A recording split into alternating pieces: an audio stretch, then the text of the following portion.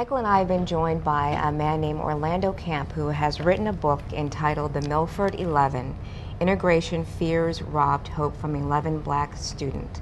So without further ado, I would like to welcome Mr. Camp to our program. Thank you very much, Welcome, both of Mr. you. Camp. Appreciate it very much. Well, we appreciate it very much. I can't, again, I think I've been thanking you nonstop, but I really do want to thank you for coming Well, on. I'm very excited to have an opportunity to talk about the book. And first of all, the book has been doing phenomenal. That's That's wonderful. It's a story about the Milford 11. Okay. I want to take you back Okay.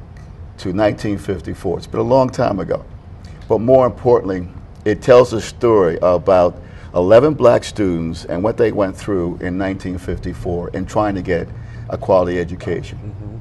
And it basically a quality education. I don't mean that the black experience was not a quality education. We got a good education from the black school, but we knew that getting an education from the all-white school would give us more opportunities in life. And this story was never about integration. It was about opportunity. And that's what I wrote the book to kind of demonstrate what I went through and the 11 students went through in 1954. Also, I wanted to give an opportunity to give those 11 students a voice, because all the communications and all the writings that you may have read about was never included the 11 black students. And I felt very strongly that they should have a voice. And it's been a long time. It's been a long time since the world and the state of Delaware have heard from those black students. So let's go back to 1954. In the spring of that year, there was the landmark decision, Right. Brown versus the Board of Education. So there was the summer. Right. And what was going on in your life during the summer of 1954? Well, first of all, I'd like to say shout out to my wife, Stephanie, and my neighbors, Lydia and Heather and Adam. They just said they want basically. But in the summer of 1954, August to be exact, there was rumblings that we were going to have an opportunity after we graduated from Benjamin Banneker School, that we would have an opportunity to possibly go to an all-white school in Milford, Delaware. We were excited about that. We knew it was going to be challenging, but we knew it was going to be exciting to go to an all-white school coming from an all-black elementary school. We had graduated on June 16th from Benjamin Banneker School in Milford, Delaware. Now, believe it or not, back in 1954, there were only 11 students in the senior class. And the white school at that time had over 668 students. So they felt very strongly, meaning Lewis L. Redding and Reverend Fisher felt that this would be a great time after Brown versus Board of Education had ruled or confirmed that separation was no longer equal. So that Plessy versus Ferguson was no longer the valid rule of the land.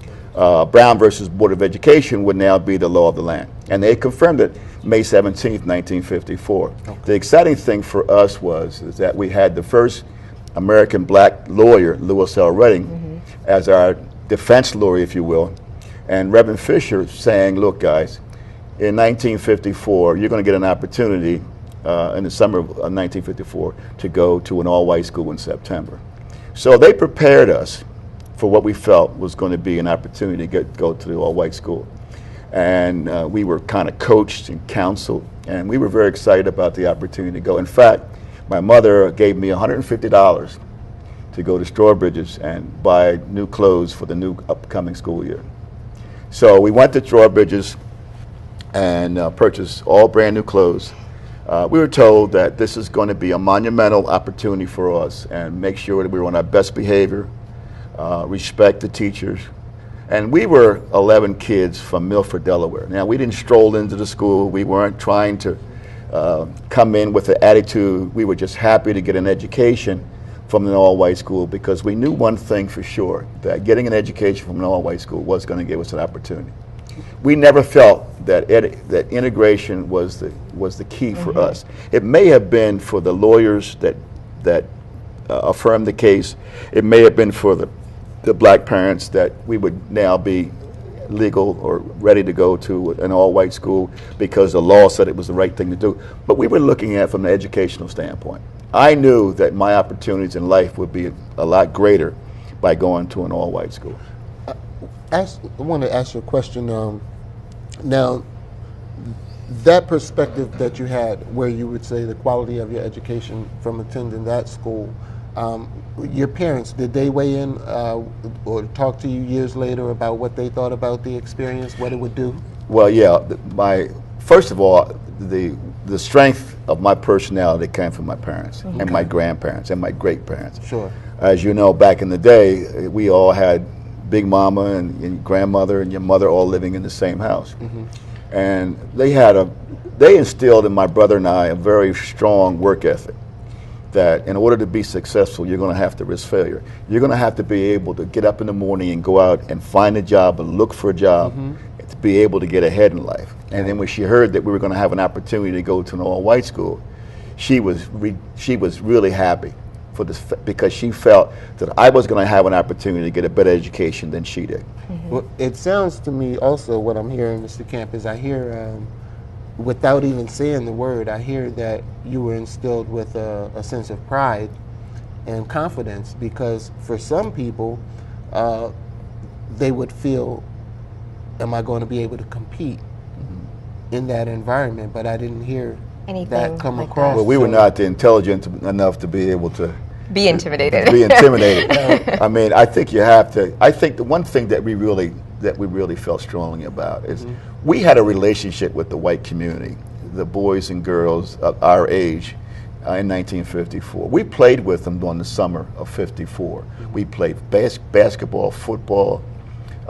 We swam with them in the same Silver Lake. So we had a relationship with the white kids, so we didn't feel intimidated by them. In fact, we did not even know or have an understanding what we're going to face in 3 or 4 weeks from now. We felt that this is a great opportunity.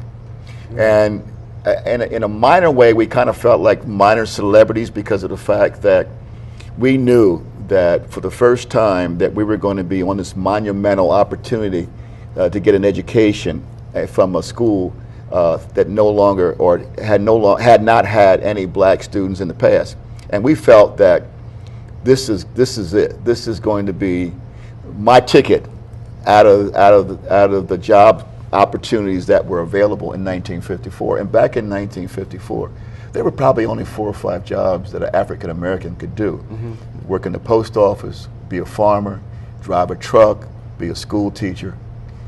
You know, those were the kind of jobs that were available to us, Right. And for the most part. But we knew that going to an all-white school, that the job opportunities would be expanded to a greater degree, and we felt very confident.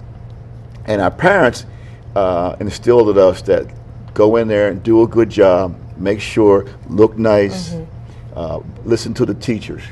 But one of the frustrating things that we discovered the first few days of school is that the educational opportunities in the all-white school was beyond what the educational opportunities that we had from the all-black school. In fact, we were getting, they were teaching Algebra 1 and 2 in the 10th grade at the white school, and we hadn't even had Algebra 1.